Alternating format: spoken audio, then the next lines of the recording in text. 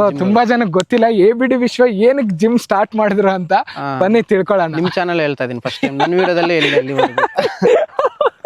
Seriously ಇಲ್ಲಿವರೆಗೂ ನಾನು ಯಾರ ವಿಡಿಯೋದಲ್ಲಿ ಹೇಳಿಲ್ಲ, ನನ್ನ ವಿಡಿಯೋದಲ್ಲೇ ಹೇಳಿಲ್ಲ, ನಾನು ಯೂಟ್ಯೂಬ್ ವಿಡಿಯೋದಲ್ಲೂ ಏನು ಹೇಳಿಲ್ಲ. ಸೊ ABD ವಿಶ್ವ ಬಗ್ಗೆ ತುಂಬಾ ಜನಕ್ಕೆ ಗೊತ್ತಿಲ್ಲ, ಅವ್ರು ಏನಕ್ಕೆ ಸ್ಟಾರ್ಟ್ ಮಾಡಿದ್ರು ಏನು ಅಂತ ಹೇಳ್ಬಿಟ್ಟು. ಈ ಕಂಪ್ಲೀಟ್ ವಿಡಿಯೋ ನೋಡಿ, ಕಂಪ್ಲೀಟ್ ಆಗಿ ನಿಮ್ಗೆ ತಿಳಿಯುತ್ತೆ ಅವ್ರ ಬಗ್ಗೆ, ಏನು ಅವ್ರ ಲೈಫ್ ಹೆಂಗ್ ಸ್ಟಾರ್ಟ್ ಆಯ್ತು, ಅವ್ರು ಏನಕ್ಕೆ ಸ್ಟಾರ್ಟ್ ಮಾಡಿದ್ರು, ಅವ್ರ ಜಿಮ್ ಏನಕ್ಕೆ ಸ್ಟಾರ್ಟ್ ಮಾಡಿದ್ರು ಅಂತ. ಸೊ ಮೇನ್ ಉದ್ದೇಶ ಏನು ಬ್ರೋ, ನೀವೆಲ್ಲ ಗಿಡಗಳೆಲ್ಲ ನಾಟಬೇಕು ಅಂತ ಈ ತರ? 10 ವರ್ಷ ಹಿಂದೆ ನಮ್ ಬೋಳ್ದಲ್ಲೇ ಹಲಸಿನ ಗಿಡ 1-2 ಇತ್ತು, ಮಾವಿನ ಗಿಡಗಳು 10 ಇತ್ತು. ನಿಜ ಹೇಳ್ಬೇಕಂದ್ರೆ ಈ ಸುತ್ತಮುತ್ತನು ಸುಮಾರು ಹಣ್ಣಿನ ಗಿಡಗಳು ಇರ್ತಿತ್ತು. ಈ ಬೇಸಿಗೆ ಕಾಲ ಬಂದಿದ ತಕ್ಷಣನೇ ನನಗೆ ಒಂದು ಮೆಮೊರೀಸ್ ಇದಾವೆ ಕೆಲವೊಂದು. ಈ ಬೇಸಿಗೆ ಕಾಲ ಬಂದ್ರೆ ಈಜಾಡ್ಬಿಟ್ಟು ಹೌದು ಎಲ್ಲಾದ್ರೂ ಆಚೆ ಹೋಗೋಣ, ಮಾವಿನ ಹಣ್ಣು ಕಿತ್ಕೊಳಕ್ ಹೋಗೋಣ. ಈ ಸೀಸನ್ ಅಲ್ವಾ, ಮಾವಿನ ಹಣ್ಣು ಸೀಸನ್ ಇವಾಗ, ಹಲಸಿನ ಸೀಸನ್ ಇವಾಗ. ಹಲಸಿನ ಅಂದ್ರೆ ಹಲಸಿನ ಮರಗಳು ಸುಮಾರು ಇತ್ತು ಇತ್ ಕಡೆ ಎಲ್ಲ, ಒಂದು 10 ಕಡೆ ಬೇಲೆಲ್ಲ ಹೋದ್ರೆ ಒಂದು 5-6 ಗಿಡಗಳಿತ್ತು. ಹುಡುಗರು ಮಾಮೂಲಿ ಕಲ್ತನಕ್ ಹೋಗೋದು, ಕಿತ್ಕೊಂಡ್ ಬರೋದು, ಈ ತರ 1-2 ದಿನ ಎಲ್ಲ ಸ್ಟೇ ಮಾಡ್ಬಿಟ್ಟು ಮತ್ತೆ ಹಣ್ಣಾದ್ಮೇಲೆ ಕಟ್ ಮಾಡ್ಕೊಂಡು ತಿನ್ನೋದು, ಇವೆಲ್ಲ ಮೆಮೊರೀಸ್ ತುಂಬಾ ಇದಾವೆ ನಮ್ಗೆ. ಮಾವಿನಕಾಯಿ ಗೊತ್ತಲ್ವಾ, ಈ ಸೀಸನ್ ಬಂದ್ರೆ ಸಾಕು ಈಜಾಡ್ಬಿಟ್ಟು ಬರೋದು, ತನ್ಗೆ ಇಲ್ಲೆಲ್ಲ ಕುತ್ಕೊಂಡು ಸ್ವಲ್ಪ ಬಜ್ಜಿ ತರ ಮಾಡ್ಕೊಂಡು ತಿನ್ನೋದು, ಉಪ್ಪು ಖಾರ ಹಾಕೊಂಡು, ಇವೆಲ್ಲ ಮೆಮೊರೀಸ್ ಎಲ್ಲ ನನ್ನ ಮೈಂಡ್ ಅಲ್ಲಿ ದಿನ ಓಡ್ತಿತ್ತು. ಇವಾಗ ಸಡನ್ ಆ ಗಿಡಗಳೆಲ್ಲ ಕಾಣ್ದೆ ಆಗ್ಬಿಟ್ಟಿದಾವೆ, ದುಡ್ಡಾಸೆಗೆ ಎಲ್ಲ ಮಾರಿ ಬಿಸಾಕ್ಬಿಟ್ಟವ್ರೆ. ಸೊ ಏನಾದ್ರು ಮಾಡ್ಬೇಕು. ಒಂದು 5 ವರ್ಷ ಇವಾಗ ನಾನು ಮಾವಿನ ಹಣ್ಣು, ನೇರಳೆ ಹಣ್ಣು, ಹಲಸಿನ ಹಣ್ಣು ಎಲ್ಲ ನೋಡಿದೀರಾ ನೀನು? ಸುಮಾರು ಎಲ್ಲ ಹಣ್ಣಿನ ಗಿಡ ಎಲ್ಲ ಇದಾವೆ, ಮಾವಿನ ಹಣ್ಣು ಗಿಡ, ಹಲಸಿನ ಗಿಡ, ನೇರಳೆ ಹಣ್ಣು ಗಿಡ. ಈ ಸೀಸನ್ ಬಂದ್ರೆ ನಮ್ ಜನರೇಷನ್, ನಮ್ ಕೆಳಗಡೆ ಜನರೇಷನ್ ಇದೀರ, ನಮ್ಮ ಫ್ಯೂಚರ್ ಇಲ್ಲಿ ಬಂದ್ರೆ ಆರಾಮಾಗಿ ನಮ್ ಗಿಡ ಅಂತ ಕಿತ್ಕೊಂಡ್ ತಿನ್ಬಹುದು. ಸೂಪರ್. ಫ್ಯೂಚರ್ ಅಲ್ಲಿ ಒಂದು 10 ವರ್ಷ ಆದ್ಮೇಲೆ 100% ಪ್ರತಿಯೊಂದು ಗಿಡನೂ ಇಲ್ಲಿ ದೊಡ್ಡದಾಗ್ತವೆ, ಹಣ್ಣು ಬಿಡ್ತವೆ. ನಮ್ಮ ಓಲ್ಡ್ ಮೆಮೊರೀಸ್ ಏನಿದಾವೆ, ನನ್ನ ಮಕ್ಕಳು ಅದನ್ನ ಪಡ್ಕೋಬೇಕು. ಆ ಪಡ್ಕೊಳ್ಳೋ ತರ ನಾನು ಮಾಡ್ಬೇಕಂತ ನನ್ನ ಮೈಂಡಲ್ಲಿ ಬಂತು, ಇವತ್ತು ಮಾಡ್ತಾ ಇದ್ದೆ. ಬೆಂಗಳೂರಲ್ಲಿ ನೀವೇನ್ ಕೆಲಸ ಮಾಡ್ತಾ ಇದ್ರಿ? ನಾನು ಸ್ಟಾರ್ಟಿಂಗ್ ಅಲ್ಲಿ 17ಇಂದ 19ವರೆಗೂ ಸ್ವಿಗ್ಗಿ ಮಾಡ್ತಿದ್ದೆ ಫಸ್ಟ್. ಅವಾಗೆಲ್ಲ ಒಳ್ಳೆ ದುಡ್ಡು ಮಾಡ್ತಿದ್ದೆ, ಪಲ್ಸರ್ ಇತ್ತು, ಪರವಾಗಿಲ್ಲ. ಅವಾಗ ಕಷ್ಟಪಟ್ಟು ಸ್ವಲ್ಪ ದುಡ್ಡು ಮಾಡಿ ಒಂದು 2-3 ಲಕ್ಷ ಹಂಗೆಲ್ಲ ದುಡ್ಕೊಂಡು ಒಂದು ಕಾರ್ ತಗೊಂಡೆ. ಈ ಕರೋನಾ ಟೈಮಲ್ಲಿ ಒಂದು ಕಾರ್ ತಗೊಂಡೆ, ಡಿಸೈರ್. ಅದು ತಗೊಂಡ್ಮೇಲೆ ಪರವಾಗಿಲ್ಲ, ಸ್ವಲ್ಪ ಚೆನ್ನಾಗೇ ಮಾಡ್ತಿದ್ದೆ, ಒಳ್ಳೆ ಸಂಪಾದನೆ ಇತ್ತು. ಸ್ವಲ್ಪ ದಿನ ಆದಮೇಲೆ ಒಂದು 2 ವರ್ಷ ಹಿಂದೆ, 2 ವರ್ಷ 3 ವರ್ಷ ಹಿಂದೆ ಸ್ವಲ್ಪ ಆಕ್ಸಿಡೆಂಟ್ ಆಯಿತು. ಅವಾಗಿಂದ ನನಗೆ ಫುಲ್ಲು ಡ್ಯಾಮೇಜ್ ಬಿದ್ದೋಗಾಯಿತು, ಕಾರ್ ಹೊಲ್ಟೋಯ್ತು, ಫುಲ್ ಕಾರು, ಏನೂ ಸಿಗಲಿಲ್ಲ. ಅದಾದಮೇಲೆ ಇನ್ನು ಬೈಕು ಆ ಟೈಮಲ್ಲೇ ಮಾರಾಕ್ಬಿಟ್ಟಿದ್ದೆ, ಸ್ವಲ್ಪ ಪ್ರಾಬ್ಲಮ್ ಆಗಿ, ಪಲ್ಸರ್ ಅದು ಮಾರಾಕ್ಬಿಟ್ಟಿದ್ದೆ. ಅದಾದಮೇಲೆ ಇನ್ನೇನು ದುಡಿಯೋಕ್ಕೆ ಬೆಂಗಳೂರಲ್ಲಿ ಜಾಗ ಇಲ್ಲ ಅಂತ ಕೆಲಸ ಜಾಬ್ಗೆ ಹೋಗೋಣ ಅಂದರೆ ನಾವು ಏನು ಓದಿಲ್ಲ, PUC ಡಿಗ್ರಿ ಅನ್ಕಂಪ್ಲೀಟು, ಅರ್ಧಂಬರ್ಧ ಓದಿದ್ದೀನಿ. ಇನ್ನೆಲ್ಲ ಜಾಬ್ ಹೋಗ್ಬೇಕಂದ್ರೆ ಇಂಗ್ಲೀಷ್ ಬರಬೇಕು, ನಮ್ಗೆ ಇಂಗ್ಲೀಷ್ ಏನು ಬರಲ್ಲ. ನಿಜ ಹೇಳ್ಬೇಕಂದ್ರೆ ಎಜುಕೇಶನ್ 0 ಬ್ರೋ ನಂದು. 1 ವರ್ಷ ಇದು ಕಂಟೈನರ್ ಗೊತ್ತಾ, 20 ಫೀಟ್ ಕಂಟೈನರ್ ಗೊತ್ತು, ಅದು ಓಡಿಸಿದೆ 1 ವರ್ಷ ಬೆಂಗಳೂರಲ್ಲಿ. ಬೆಂಗಳೂರು ಟು ಹೈದರಾಬಾದ್. ಅದರಲ್ಲಿ ಸ್ವಲ್ಪ ರಿಸ್ಕ್ ಅನಿಸ್ತು. ಎಲ್ಲೋ ಕೆಲವೊಂದ್ಸತಿ ನೇಪಾಲ್ಗೆ ಹೋಗ್ಬೇಕಿತ್ತು, ನೇಪಾಲ್ಗೆ ಹೋಗಿ ಬಂದೆ. ಡಿಲ್ಲಿ ಈ ಥರ ಎಲ್ಲ ದೊಡ್ಡ ಸಿಟೀಸು, ಬೇರೆ ಸಿಟಿ ಎಲ್ಲ 2,000 ಕಿಲೋಮೀಟ್ರ್, ಈ ಥರ ರಿಸ್ಕ್ ಇತ್ತು, ನಿದ್ದೆ ಇರ್ತಿರ್ಲಿಲ್ಲ, ಕಷ್ಟ ಆಗಿಬಿಡುತ್ತೆ ಅಂತ 1 ವರ್ಷ ಮಾಡಿದೆ. ಅದಾದಮೇಲೆ ಬಿಟ್ಬಿಟ್ಟು ಏನಾದರೂ ಮಾಡೋಣ ಅಂತ, ನೆಕ್ಸ್ಟ್ ಬೆಂಗಳೂರಲ್ಲಿ ಏನಾದರೂ ಮಾಡೋಣ ಅಂತ ನೋಡಿದೆ. ಜಾಬ್ ಏನು ಸಿಗಲಿಲ್ಲ ಅವಾಗೂ. ಕೊನೆಗೆ ಮತ್ತೆ ನಮ್ಮ ಡ್ರೈವರ್ ಗತಿ ಅಂತ ಒಂದು ಆಟೋ ತೊಗೊಂಡೆ. 1-2 ಅದಾದಮೇಲೆ ಕಂಟೈನರ್ ಓಡಿಸಿ, ಕಂಟೈನರ್ ಡ್ರೈವರ್ ಅದು ಬಿಟ್ಬಿಟ್ಟು ಆಟೋ ತೊಗೊಂಡೆ. ಅದು 1 ವರ್ಷ ಓಡಿಸ್ತಿದ್ದೆ. ಅವಾಗ ಡ್ರೈವರ್ ಕೆಲಸ ಮಾಡೋವಾಗ ಸ್ವಲ್ಪ ನಮ್ಮ ದಪ್ಪ ಆಗಿಬಿಟ್ಟು ಸ್ವಲ್ಪ ಕಿಡ್ನಿ ಸ್ಟೋನ್ ಆಗೋಯ್ತು. ಕಿಡ್ನಿ ಸ್ಟೋನ್ ಆಗೋಯ್ತು. ಅವಾಗ ಏನಾದರೂ ಮಾಡಿ ಡ್ರೈವಿಂಗ್ ಕೆಲಸ ಬಿಟ್ಬಿಡ್ಬೇಕು ಅಂತ ಮೈಂಡಿಗೆ ಬಂತು. ಇಲ್ಲಿ ಸಡನ್ನಾಗಿ EMI ತೊಗೊಬಿಟ್ಟಿದ್ದೀನಿ ಆಟೋ. ಆಚೆಗೆ ಬಂದರೆ ಬೇರೆ ಕೆಲಸ ಹೋಗ್ಬೇಕಂದ್ರೆ ಆಟೋ EMI ಕಟ್ಟೋಕ್ಕಾಗಲ್ಲ, ಚೆಕ್ ಬೌನ್ಸ್ ಅವು ಇವು ಆಗಿಬಿಟ್ಟು ಫೈನಾನ್ಸ್ ಅವ್ರು ಎತ್ಕೊಂಡು ಹೋಗ್ಬಿಡ್ತಾರೆ. ಈ ಥರ ಯೋಚನೆ ಮಾಡಿದೆ, ಏನಾದರೂ ಮಾಡಿ ಈ ಥರ ದಪ್ಪ ಆಗಿರೋನು ಸ್ವಲ್ಪ ಸಣ್ಣ ಆಗಬೇಕಲ್ಲ ಅಂತ ಯೋಚನೆ ಮಾಡಿದೆ. ಅವಾಗೇ ಜಿಮ್ಗೆ ಹೋಗಿದ್ದು ನಾನು. ಸೊ ನೋಡಿ, ಈ ಥರ ಇದೆ ಸೆಟಪ್ಪು ಬ್ರೋ. ABD ವಿಶ್ವ ಬ್ರೋ ಯಾವ ಥರ ಮಾಡಿದ್ದಾರೆ ಅಂತ ಹೇಳ್ಬಿಟ್ಟು ಸದ್ಯಕ್ಕೆ ಫುಲ್ ಫೋಕಸ್ ಮಾಡ್ತಿಲ್ಲ ಅವರು ನೋಡಿ. ಇಲ್ಲಿ ಫಸ್ಟ್ ರೀಸನ್ ಬಂದು, ನಾನು ಫಸ್ಟು ಪ್ರಾಣಿ ಪಕ್ಷಿಗಳಿಗೆ ಅಂತ ನೀರಿಕ್ಕಿದೆಲ್ಲ, ಅಲ್ಲಿ ಇಡಕ್ಕೆ ಕಾರಣ ಏನಂದ್ರೆ, ಇಲ್ಲಿ ಬೆಟ್ಟ ಹತ್ರ ಇದೆ, ನವಿಲಿಗಳೆಲ್ಲ ಬರ್ತಿದ್ದು. ಇಲ್ಲಿ ಒಂದಿನ ಇಲ್ಲಿ ಬೋರ್ ಹತ್ರ ಇದೇ ಪ್ಲೇಸಲ್ಲೇ ನವಿಲಿಗಳೆಲ್ಲ ತಿರುಗಾಡ್ತಿತ್ತು ನೀರಿಗೋಸ್ಕರ. ಒಂದಿನ ನಾನು ಅಲ್ಲಿಂದ ಬಂದೆ.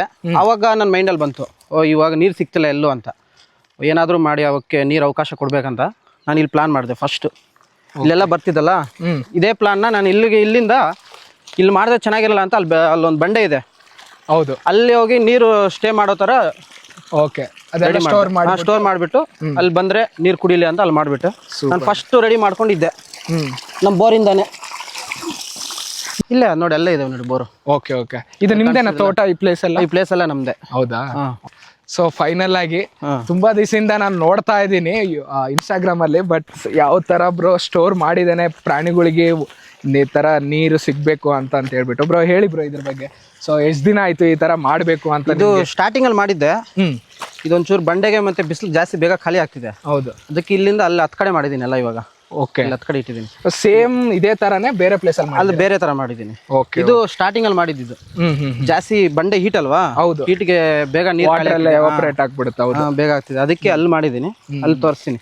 ಇಲ್ಲಿಂದಾನೇ ಬಿಟ್ಕೊಂಡು ಹೋಗಿದ್ದೆ ಫಸ್ಟ್ ಬೆಟ್ಟಕ್ಕೆ ನೀರು. ಓಕೆ, ಪೈಪ್ ಲೈನ್ ಹಂಗೆ ಐತೆ ನೋಡಿ. ಹೌದು ಹೌದು ಹೌದು.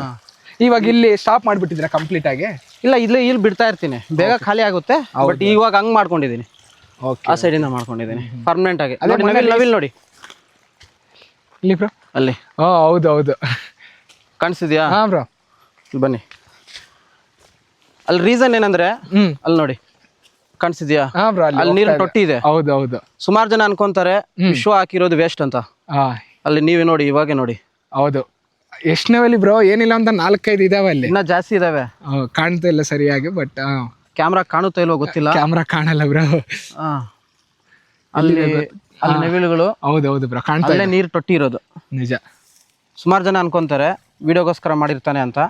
ಬಟ್ ನಾವು ಮಾಡಿರೋ ಪ್ರತಿಯೊಂದು ಕೆಲಸನೂ ಯೂಸ್ ಆಗ್ತಿದೆ ಇವಾಗ. ನಾನ್ ಕಣ್ಣಾರ ನೋಡ್ತಾ ಇದೀನಲ್ವಾ, ನಿಜವಾಗ್ಲು ಇಲ್ಲಿಂದಾನೇ 4-5 ಕಾಣ್ತಾ ಇದೆ ನವಿಲುಗಳು. ಸೊ ನಿಜ ಬ್ರೋ, ನೀವೇನಾದ್ರೆ ಮಾಡ್ತಾ ಇದ್ರೆ ಕಷ್ಟಪಟ್ಟು, ಅದು ತುಂಬಾ ಜನರಿಗೇನೋ ರೀಲ್ಗೋಸ್ಕರ ನೀವ್ ಅನ್ನೋ ತರ ತುಂಬಾ ಜನ ಕಮೆಂಟ್ ಮಾಡ್ತಾ ಇರ್ತಾರೆ.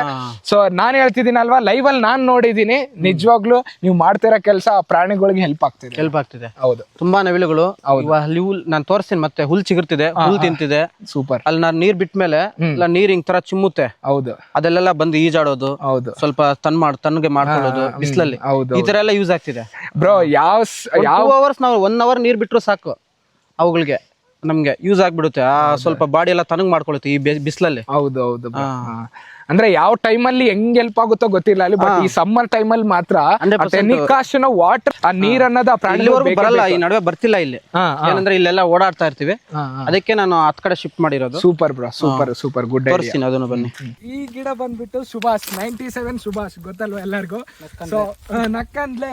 ಸೊ ಅವ್ರು ಬಂದ್ಬಿಟ್ಟು ಇಲ್ಲೆಲ್ಲ ನೆಟ್ಟಿದ್ದಾರೆ. ಫಸ್ಟ್ ಟೈಮ್ ಇಟ್ಟಿರೋ ಗಿಡಗಳು ಇವು.